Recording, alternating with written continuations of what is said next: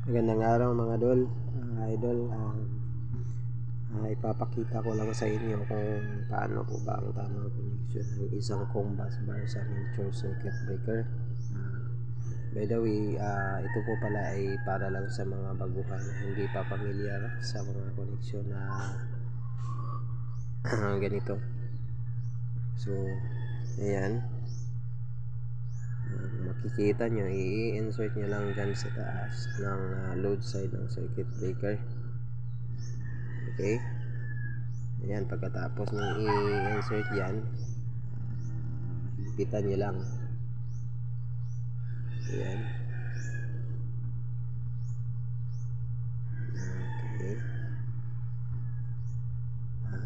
Okay, so ito po pala isang klase ng breaker na tinatawag na miniature.